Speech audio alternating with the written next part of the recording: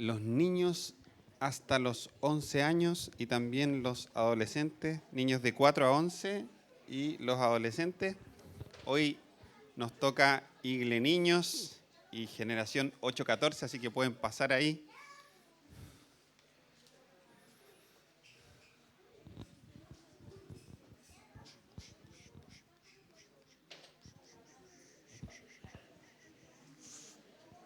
La Tati les está haciendo señas ahí en la esquina a los niños, a los adolescentes, que los papás puedan colaborar con las señas de la Tati para que fluyan.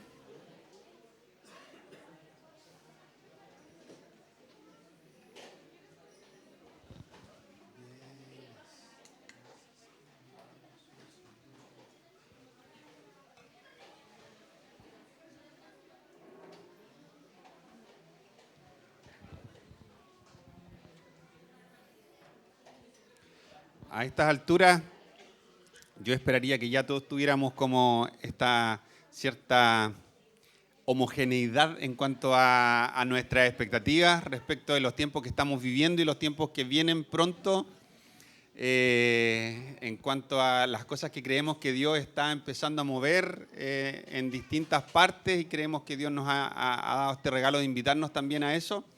Pero hago este resumen pequeño respecto de que hace un rato hemos estado escuchando que Dios está trayendo un tiempo de avivamiento, y nosotros creemos eso, lo abrazamos y estamos preparándonos para eso.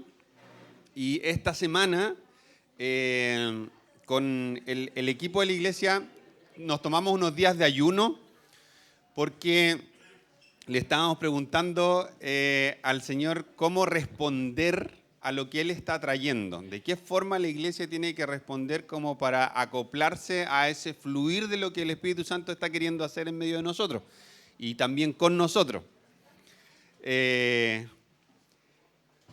Entonces, pasa que cuando uno entiende que la palabra de Dios siempre nos desafía, esto es un buen indicio, sí. Nos desafía a que nosotros podamos disponer el corazón y podamos también hacernos las preguntas necesarias que nos lleven a ese trabajo en el corazón, de tal forma de que seamos un terreno fértil en el que Dios pueda producir sin resistencia el fruto que quiere producir.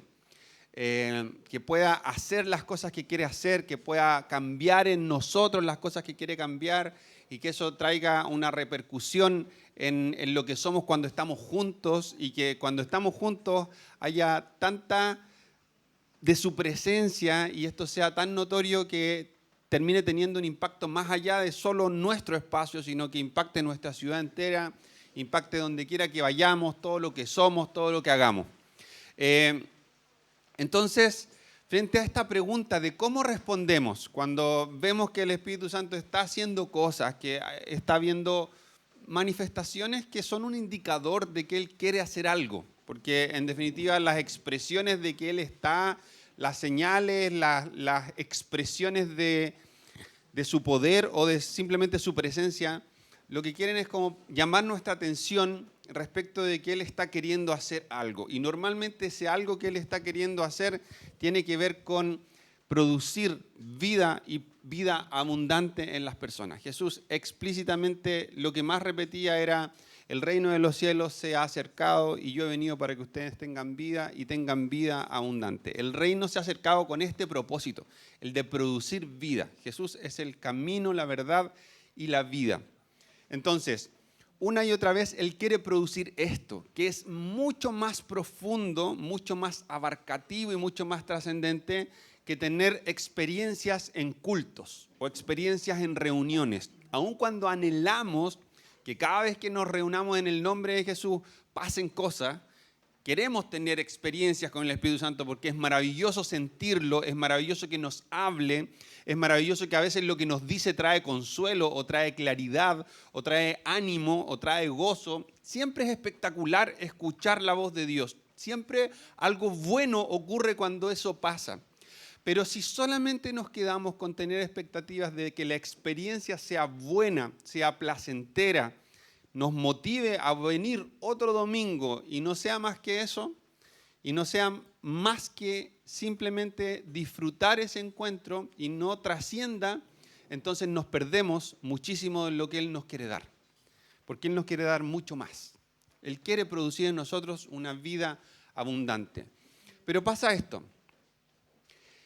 En medio de escuchar esto, que lo hemos escuchado a través de personas, lo hemos escuchado de Dios mismo, trayendo ideas, pensamientos que han sido confirmados a través de cosas proféticas, a través de distintas expresiones, tenemos esta certeza de que Dios está moviéndose. Esto no es una cuestión de que no es algo que tenga que ver con nosotros en lo absoluto, es algo que Dios está haciendo en nuestro país y que particularmente está empezando a hacerlo en el sur de nuestro país. Nosotros estamos aquí, el Señor nos invita, no tiene que ver con esta congregación, pero si podemos escuchar lo que el Espíritu está diciendo a las iglesias y podemos entender que el Espíritu nos invita también a nosotros a sumarnos, esto es lo increíble de las invitaciones de Dios.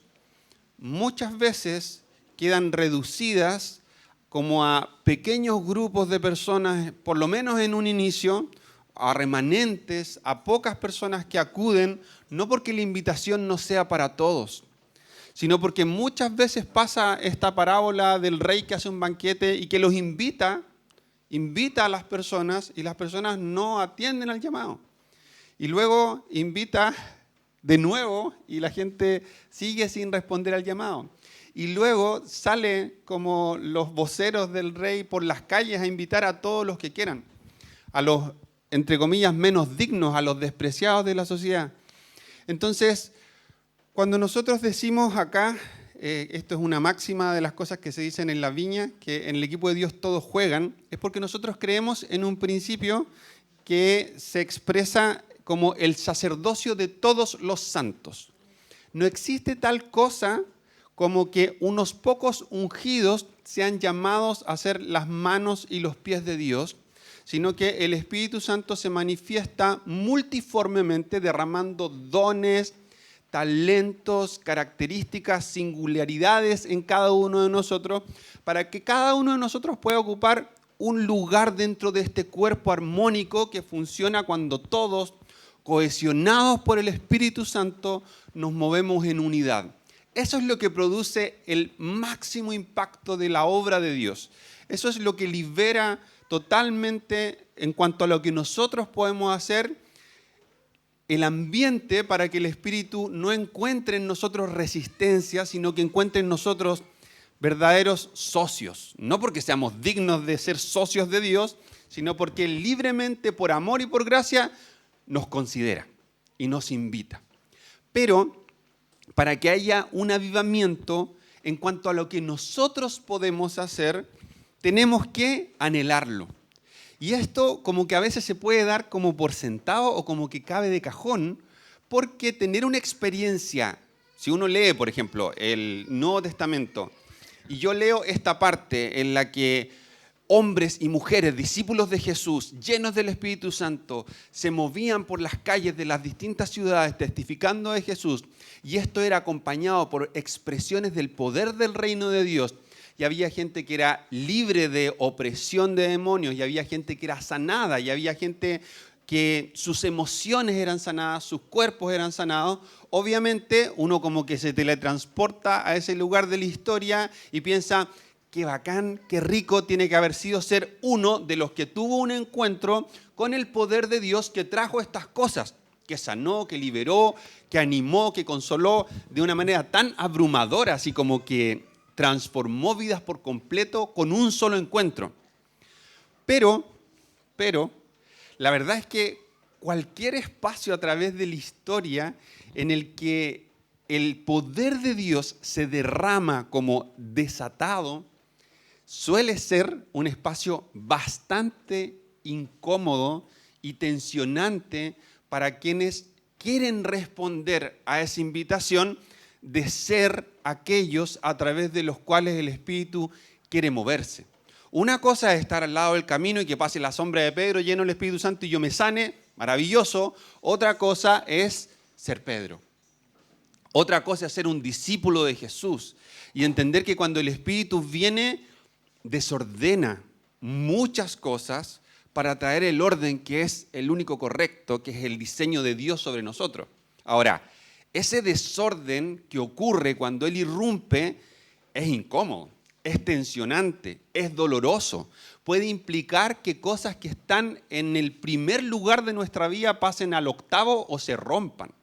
Puede ocupar que todas nuestras prioridades sean como trastocadas y puede producir profundo dolor y profunda incomodidad. Entonces, cuando decimos, lo primero que podemos hacer dentro de las cosas naturales y domésticas para sumarnos a lo que Dios quiere hacer es anhelar que su Espíritu se manifieste con todo el poder del reino de Dios, pero con conciencia de lo que estamos diciendo. Una cosa es anhelar cultos apasionados, vivificantes, que sean vibrantes y que la adoración y que todo sea lindo, y otra cosa es anhelar que el Espíritu Santo irrumpa y haga lo que Él quiera. Y que traiga el gobierno de Cristo sobre nosotros y que nosotros empecemos a través de nuestra vida a dar cuenta de tal forma de que la gente vea en nuestra vida y nuestra vida dé cuenta de que Jesús es nuestro Rey. Es nuestro Rey, literal. Es quien gobierna nuestra vida, es quien establece nuestras prioridades. Es al único que nos interesa no decepcionar. Es al único, frente al único al que buscamos aceptación. Es el único que nos importa que nos evalúe. Y como este Jesús es tan bueno y como todos sus planes son buenos, entonces desde ese espacio Él trae plenitud a las distintas áreas de mi vida. Es cuando Jesús ocupa el primer lugar que mi matrimonio puede ser nutrido por el poder del Espíritu Santo para ser un matrimonio saludable, vivificante y hermoso. Es Él la fuente para que yo sea un papá que valga la pena como papá, que realmente discierna que lo mejor que le puedo dar a mis hijos, a mis hijas, no es lo que yo le puedo proveer, ni siquiera es mi tiempo, ni siquiera es mi afecto.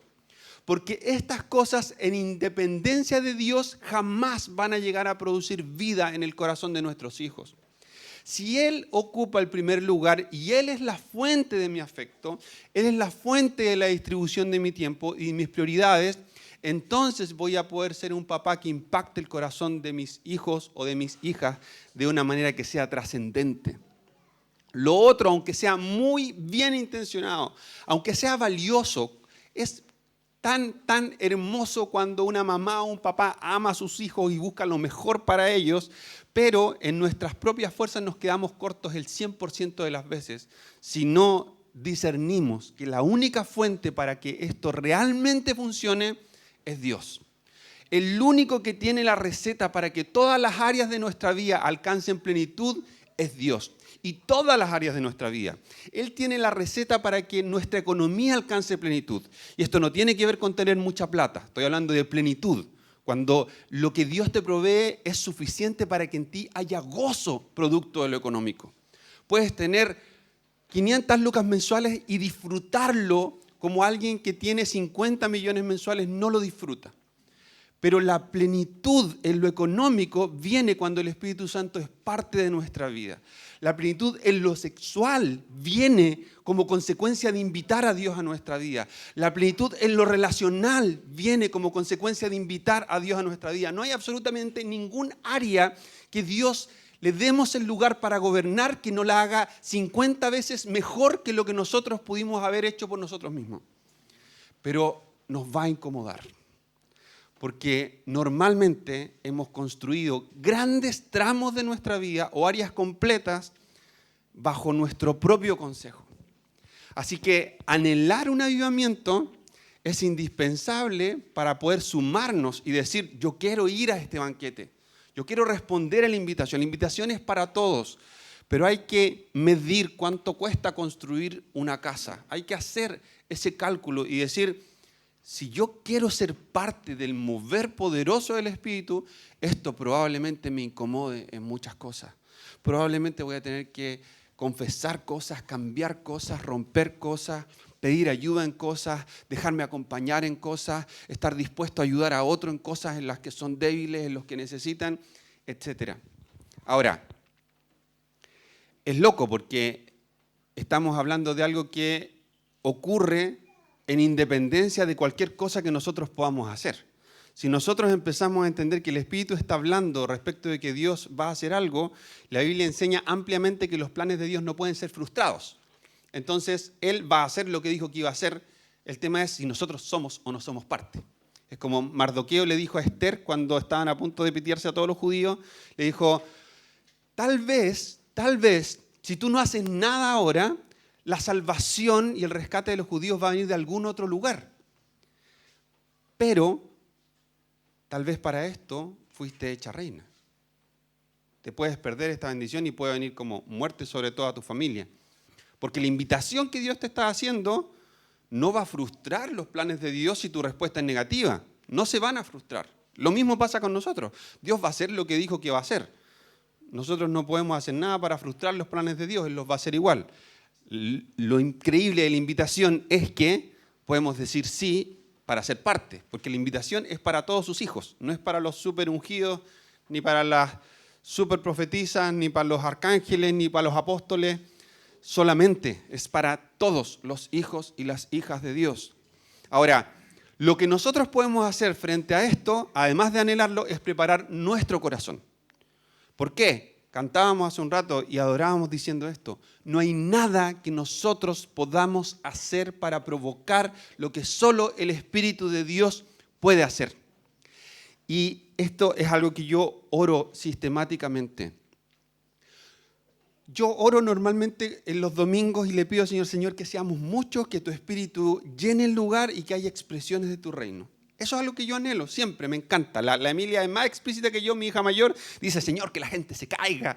Y describe sus expectativas respecto de eso. Y eso, la verdad es que no tiene nada de malo. Querer que el Espíritu se manifieste y que haya evidencias visibles de que Él está en medio de nosotros es algo bueno. No tiene absolutamente nada de malo.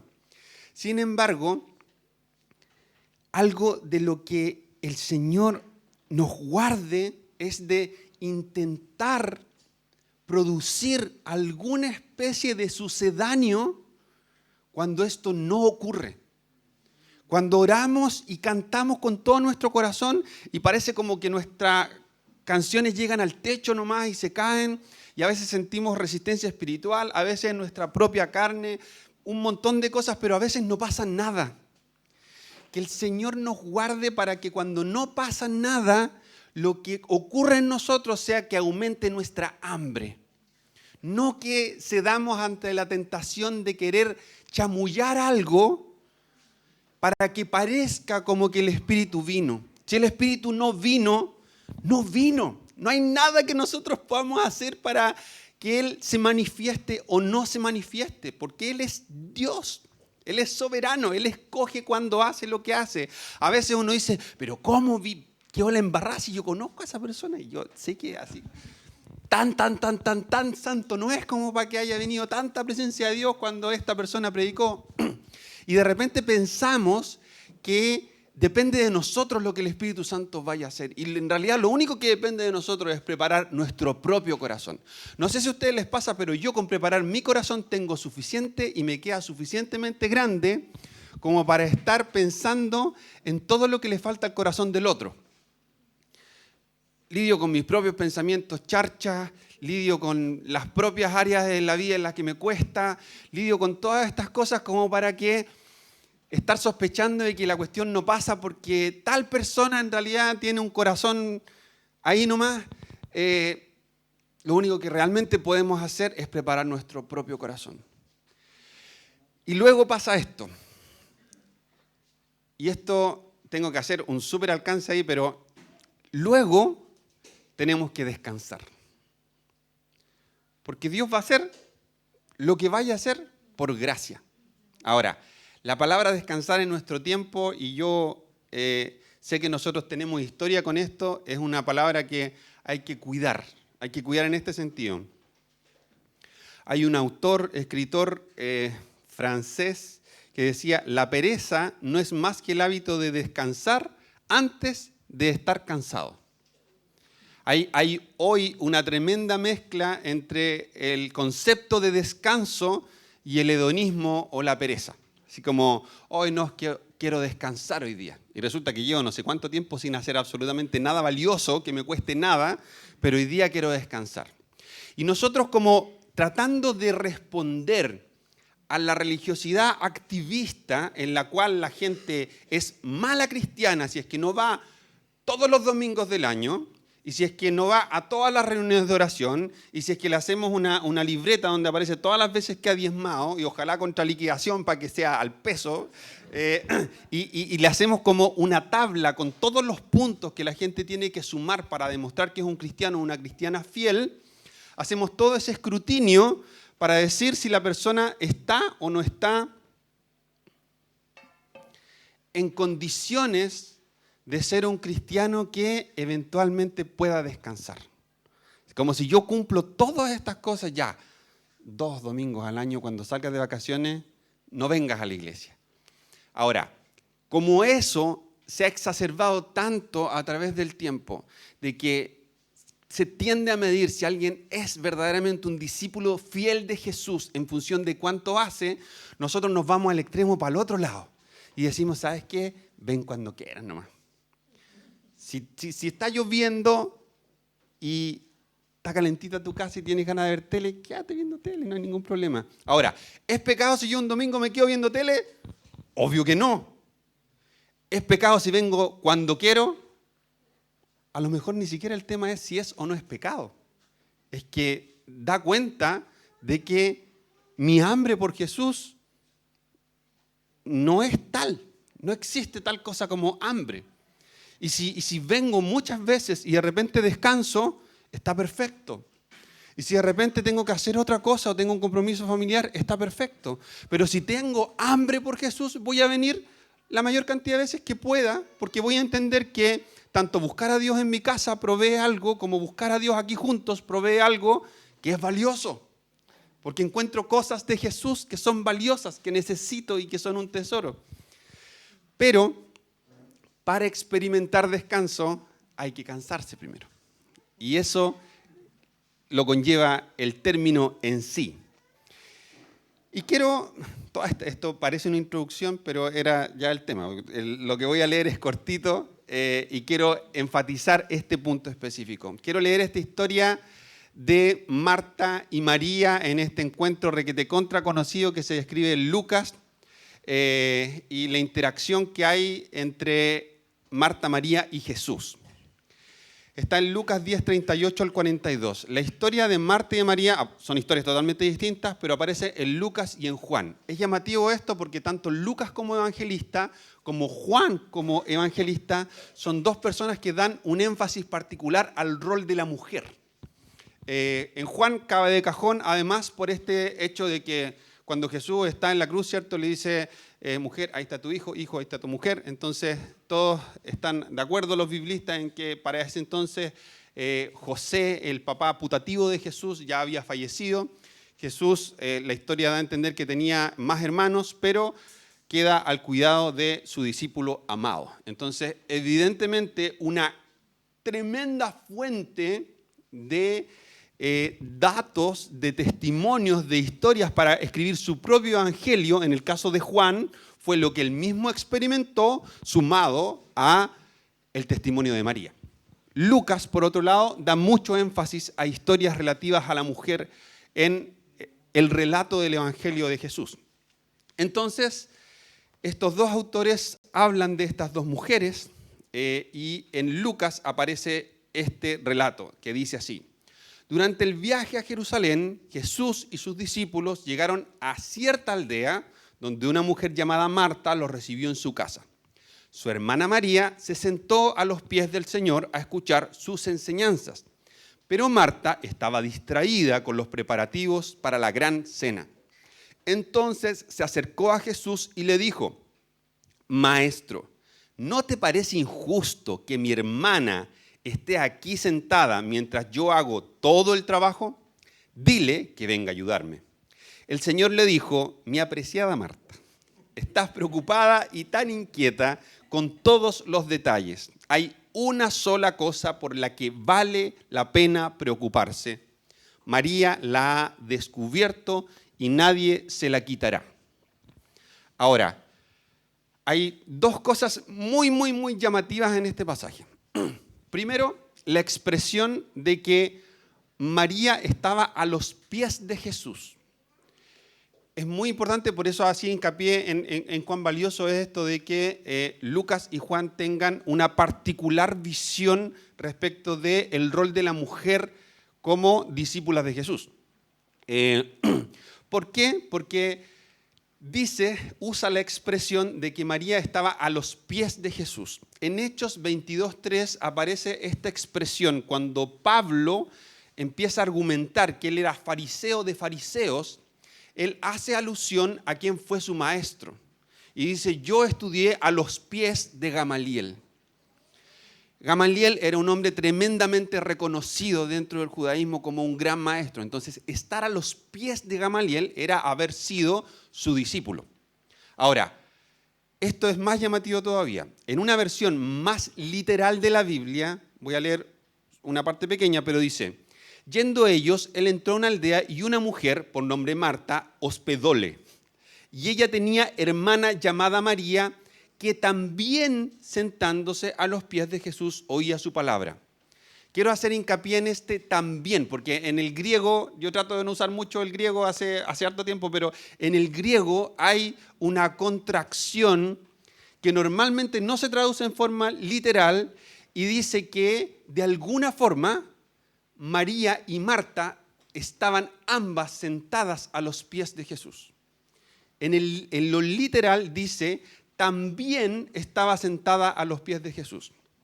Ahora, cuando Marta interpela a Jesús y le dice, despersonaliza a su hermana completamente como que no estuviera, ¿por qué mi hermana que está ahí no está haciendo nada y tú no le dices nada? Jesús le dice lo que le dice, que ya lo leí, pero a través de eso está validando a María como su discípulo. Frente a la expresión, ella está sentada a los pies de Jesús para escuchar sus enseñanzas, así como Pablo en un momento se sentaba a los pies de Gamaliel para recibir la impartición de su enseñanza. Jesús dice: ella ha escogido lo mejor, y a través de esa declaración está reconociéndola como una discípulo validada. Ahora, este dato a mí me encanta.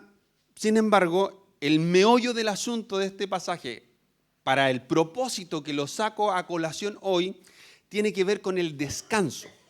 Ese es como el centro de lo que quiero compartir hoy. Cuán importante es para nosotros descansar, porque toda la expectativa de la actividad celestial que puede irrumpir para transformar nuestra realidad completamente, para transformar el dolor en baile, el lamento y las lágrimas en sonrisas, para restaurar un matrimonio roto, para restaurar una relación padre-hijo, madre-hija rota, para traer salud en medio de la enfermedad, para todo lo que implica la vida abundante que puede traer el reino, un anticipo de ella, porque esto yo lo repito siempre, pero creo que es bueno repetirlo siempre. El cristianismo no es la panacea de la ausencia del dolor. No significa que si somos cristianos y nos consagramos nos va a ir bien en todo y todo va a resultar y todo va a ser bonito. No, jamás el Evangelio promete semejante cosa. Sin embargo, la Biblia dice que tenemos la primera cuota, esto lo enseña en Gálatas Pablo, dice: tenemos ya la primera parte de nuestra herencia celestial porque el Espíritu Santo ha sido depositado en nosotros. Y el ser habitación del Espíritu Santo ya es la primera parte de la herencia del cielo. Y eso produce en nosotros acceso a un nivel de plenitud que, aun cuando no llega a su consumación absoluta, es incomparable con cualquier cosa a la que alguien sin Dios pueda aspirar. Solamente quienes han reconocido a Jesús como su Salvador pueden recibir al Espíritu Santo y experimentar acceso a un nivel de plenitud que no se encuentra en absolutamente ningún otro camino, ninguna idea, ninguna filosofía, nada. Ahora, descanso. Lo que puede traer plenitud a nuestra vida no es el descanso natural de nuestros cuerpos, sino que es el descanso del alma. Jesús dice en Mateo: vengan a mí todos los que están cansados y llevan cargas pesadas, yo les daré descanso. Pónganse mi yugo, déjenme enseñarles, porque yo soy humilde y tierno de corazón, y encontrarán descanso para sus almas. El descanso es una persona. El descanso es Jesús.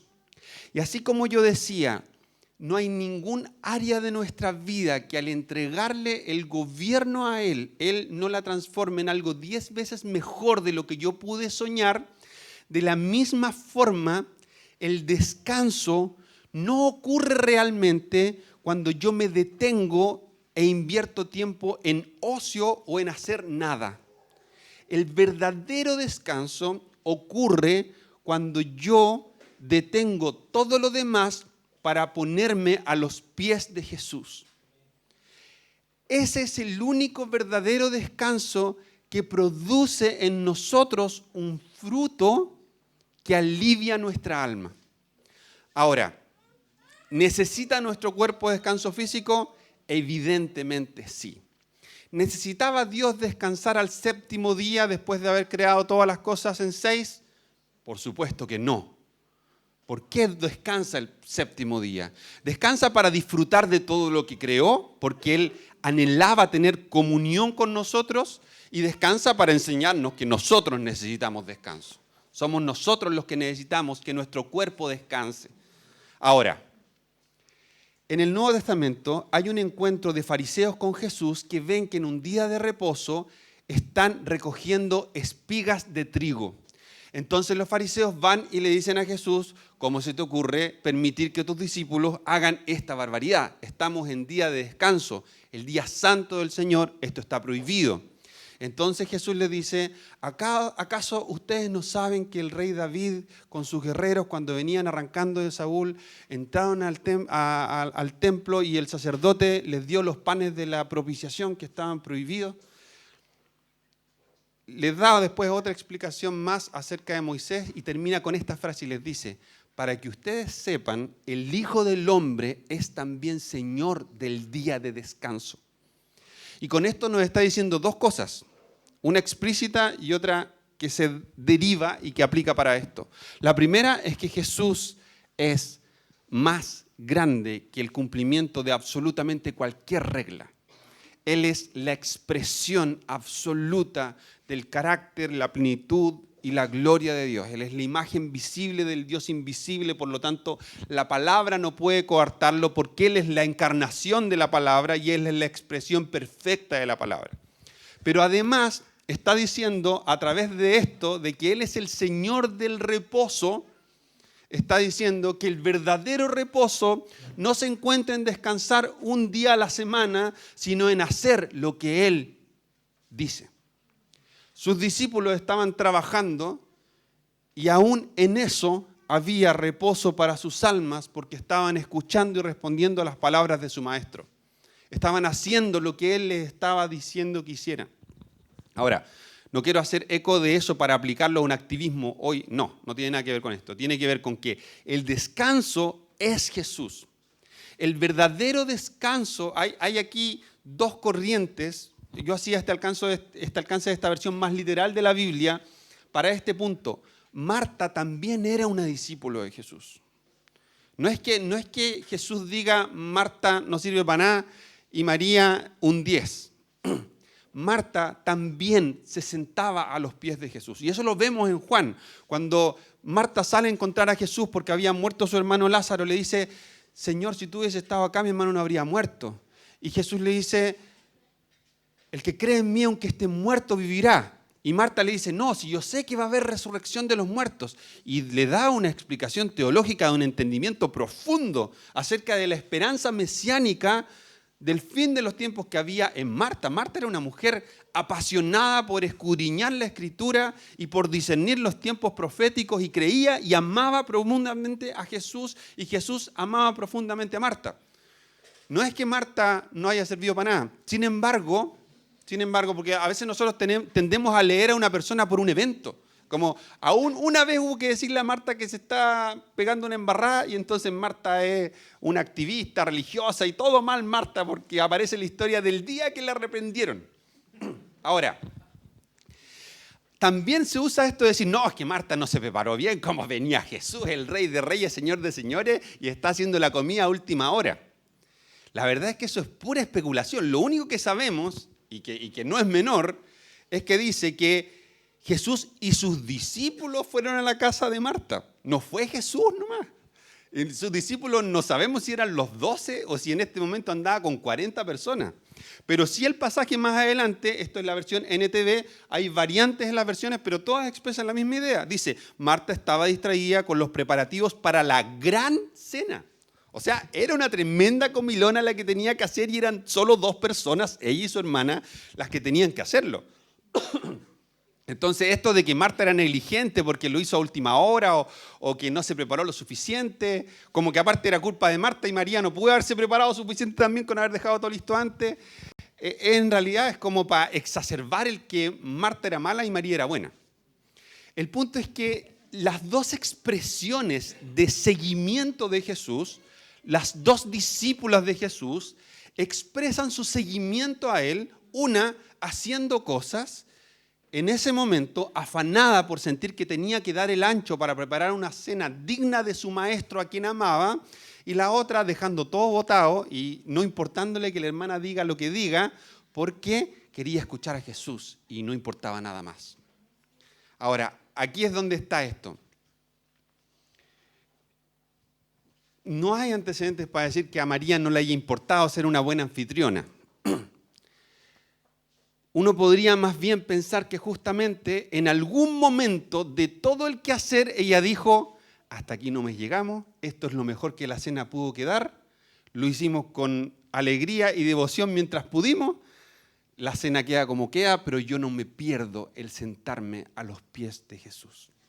Y ahí es donde hay una diferencia entre el descanso del que no hace nada, que es ocio y es pereza, y el descanso del que en medio del quehacer, en medio del trabajar, en medio de estar ensimismado incluso por un momento, queriendo hacer lo mejor, tiene un momento de luz y dice, esto no es lo más importante.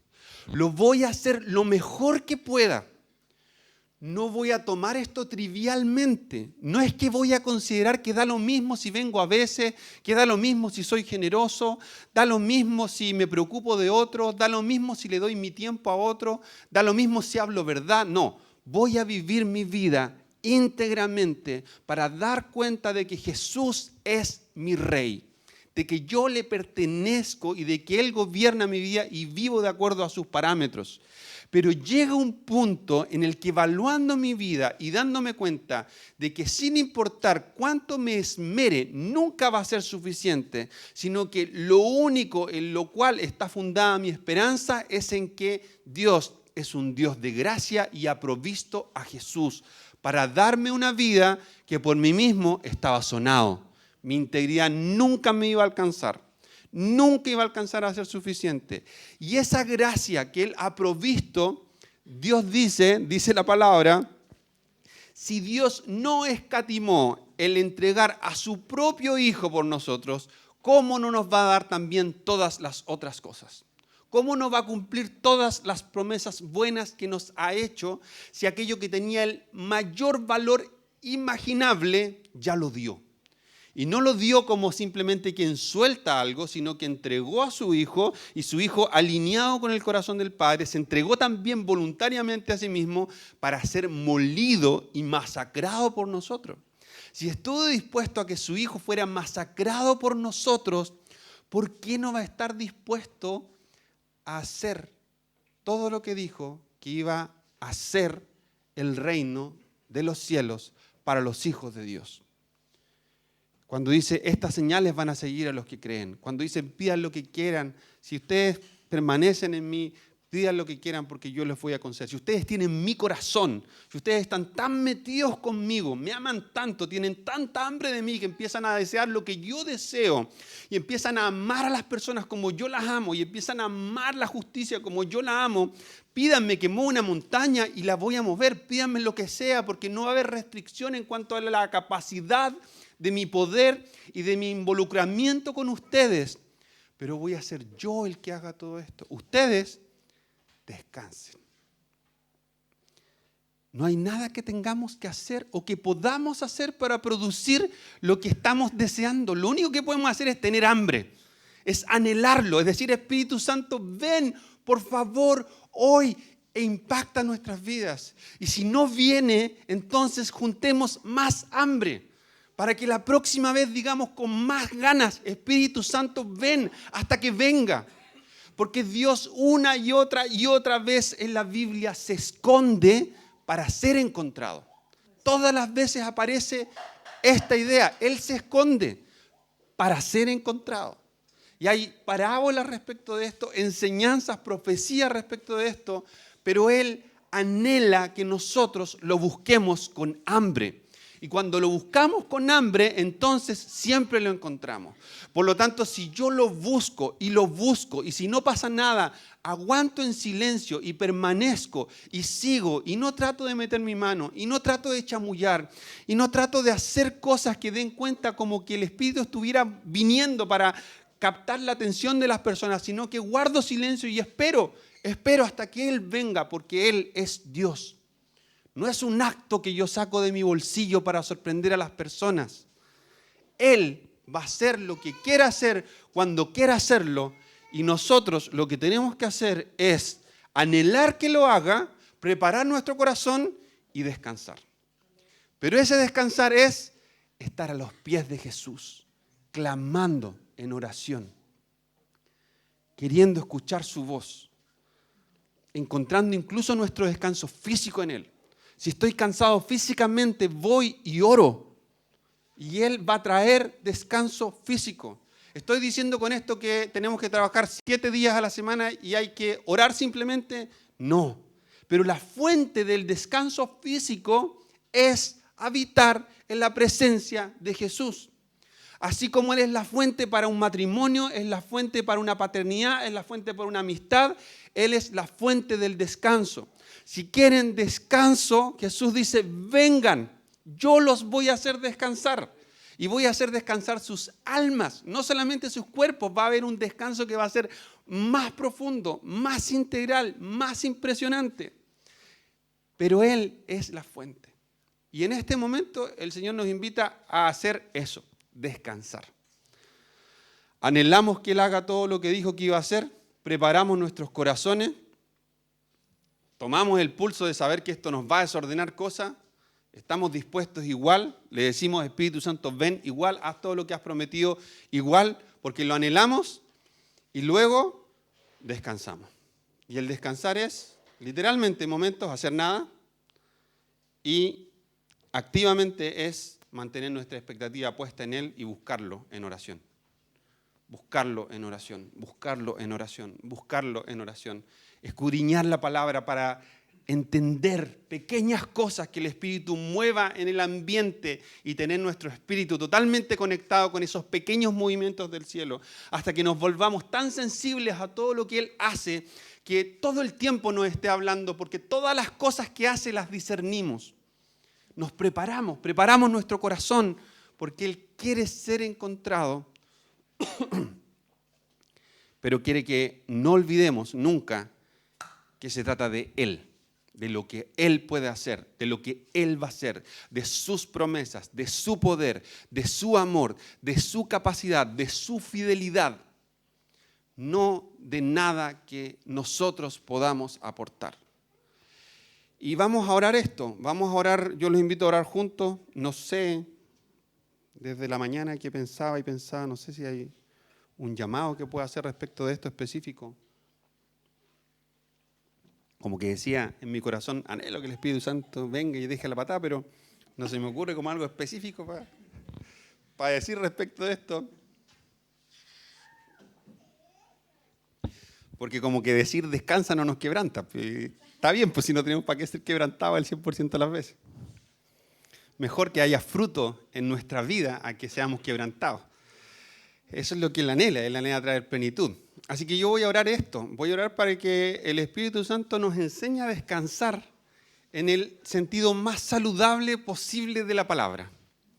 Que esto no sea una excusa para ser mediocres o perezosos, sino que sea una cuota de lucidez para tener una perspectiva saludable acerca de que se trata de Él. Y que mientras Él no haga un movimiento, nosotros guardamos silencio. Y hacemos esto que Jesús le dijo también a Marta. No te he dicho que si crees verás la gloria de Dios. Y aparece este otro versículo donde dice, estén quietos y conozcan que yo soy Dios. Creemos y esperamos. Creemos y esperamos. Yo sé, y esto no es algo mío, sé que hay muchas personas en medio de nosotros que pueden hacer eco de esto como una convicción específica, no genérica. No es algo que yo crea que la Biblia dice y dice para todos solamente, porque también creo eso, sino que es algo que creo y veo que el Espíritu Santo nos ha invitado a nosotros a experimentar ahora. Y cuando digo nosotros, no importa si es primera vez que vienes, porque esto no es por estar abonado a una membresía, por llevar 17 años y entonces calificar. Esto tiene que ver con nuestra condición de hijos y con escuchar la invitación. Si esas dos cosas están, entonces la invitación está.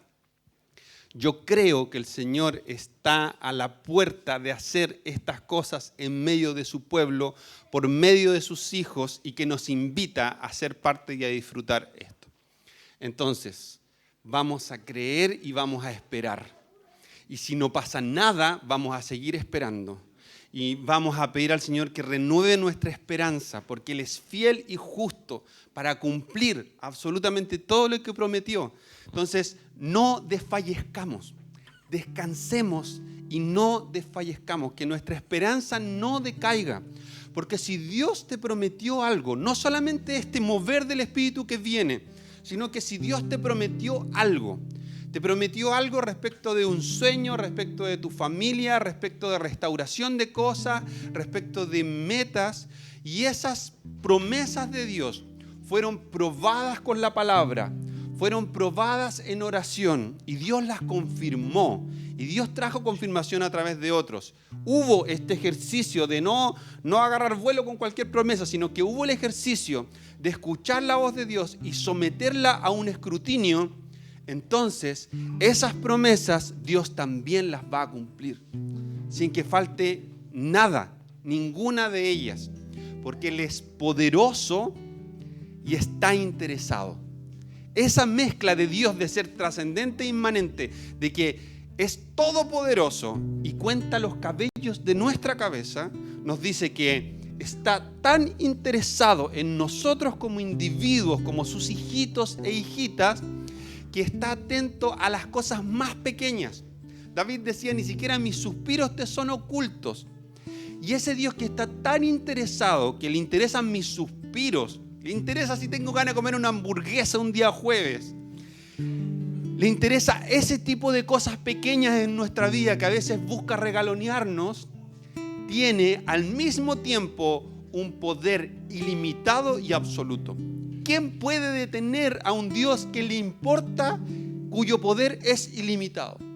Si lo que te dijo alguien, si lo que el Espíritu susurró a tu mente fue probado y es una palabra de Dios, nada puede detenerlo. Nosotros como iglesia hemos experimentado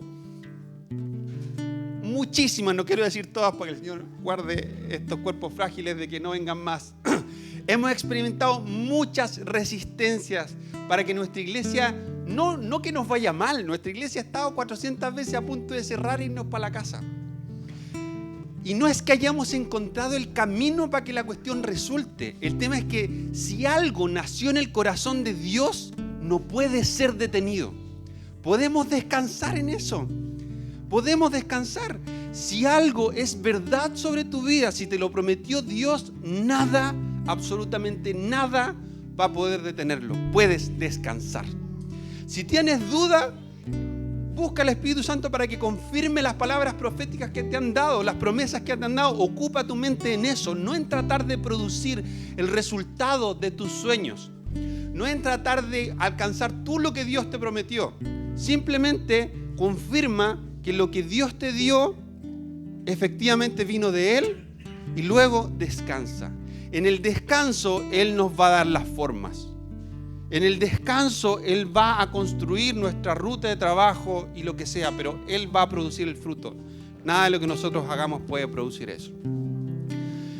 Entonces oramos, Espíritu Santo de Dios, en el nombre de Jesús nos presentamos delante de ti para pedirte que tú traigas sobre nosotros una sobria y nítida perspectiva, una sana perspectiva acerca de que la iglesia y el reino se tratan de ti. Eres tú quien puede hacer lo que para el ser humano es imposible. Eres tú quien escudriña los corazones. Eres tú quien provoca convicción de pecado, arrepentimiento y fe. Eres tú quien puede sanar lo que el ser humano no puede sanar. Tú puedes sanar nuestra mente, tú puedes sanar nuestro cuerpo, puedes sanar nuestras heridas emocionales y espirituales. Eres tú el que puede transformar una familia. Eres tú el que puede proveer cosas que matemáticamente no cuadran o que son imposibles. Es tu reino el único que trae a través de tu espíritu el testimonio de que Jesús es el Hijo de Dios y que en Él tenemos salvación. Y hemos venido a ser parte de la familia de Dios. Somos contados como hijos del Dios del universo. Somos hermanos de Jesucristo, aquel que tiene un nombre que es sobre todo nombre, que es tan terrible y poderoso que todos, absolutamente todos en la creación, aun aquellos que lo detestan, están obligados a arrodillarse delante de este Jesús a causa de la gloria de su nombre, porque el Padre lo ha reconocido como digno, porque la cruz nos transformó a nosotros juntamente con Él en hijos dignos. Somos hijos dignos de este Padre glorioso. Y el Espíritu habita en nosotros. Los sueños que Él ha puesto en nosotros son imposibles de frustrar. Así que oramos y queremos alinearnos, así como Daniel se dio cuenta que ya habían pasado los 70 años del cautiverio y empezó a orar, aunque los 70 años se habían cumplido igual, tú ibas a hacer lo que habías dicho que ibas a hacer igual. Pero Daniel, al contar los años, empezó a orar. Y nosotros creemos que tú vas a empezar a hacer cosas impresionantes igual. Porque tú eres un Dios que cumple sus promesas y tu poder no está limitado a que nosotros oremos o no oremos. Pero como Daniel queremos ser parte de lo que vas a hacer. Queremos orar y queremos decirte, Señor, anhelamos que hagas todo lo que dijiste sin que falte nada. Y anhelamos que esto ocurra en el living de nuestra casa. Y queremos ser adoradores en nuestros hogares, en las plazas y en los templos. Queremos ser testigos de que tú eres el Salvador, de que no hay otro nombre dado a los hombres en quien podamos ser salvos. Solo tú eres fuente de vida, solo en ti tenemos salvación, solo en ti tenemos esperanza, solo en ti encontramos socorro. No hay en ningún otro lugar en que haya un consuelo como en ti. Podemos descansar en que vas a cumplir tus promesas porque eres fiel, eres verdadero y eres justo. Oramos, Espíritu Santo, para que tú ministres sobre nosotros este descanso. Que nos pongamos a los pies de Jesús. Que vayamos donde Él y encontremos descanso para nuestra alma. Que salgamos de este lugar descansados, espiritualmente descansados. Y que el impacto de nuestro espíritu sea traspasado a nuestra mente y a nuestro cuerpo. Que nuestro espíritu pueda ministrar al recibir de ti nuestro cuerpo y nuestra mente, para que descansemos de las ideas que nos tienen atormentados, de los miedos, de las preocupaciones, para que descansemos del dolor físico, del cansancio físico. Yo te pido, Señor, que las múltiples formas, las tan creativas formas en las que tú quieres traer descanso, puedas impartirlas sobre la iglesia hoy, a cada uno según su necesidad, que puedas traer descanso, a nuestras necesidades específicas, pero que más allá de eso podamos poner nuestra mirada en Jesús y sentarnos a sus pies, y que eso sea lo más importante. Gracias, papá, gracias, porque es tan bueno estar juntos, es tan bueno saber y a veces tener esta sensación, esta certeza de que tu espíritu se está moviendo, de que estás haciendo cosas, de que estás diciendo cosas. Es tan bueno verte mover en otros, es tan bueno ver cuando tú hablas a otros, es tan bueno ver que tú produces vida, que no eres una sugestión, que no eres una idea que yo tuve como una tincada, sino que eres real y que haces cosas en las vidas que transforman para siempre. Gracias, Señor, porque te mueves. Gracias, Espíritu Santo, porque eres real. Enséñanos a escucharte y a movernos en la dirección que va el fluir de tu mover, Señor. Gracias, papá. Gracias, Jesús. Amén. Tu corazón ruge en poder y autoridad.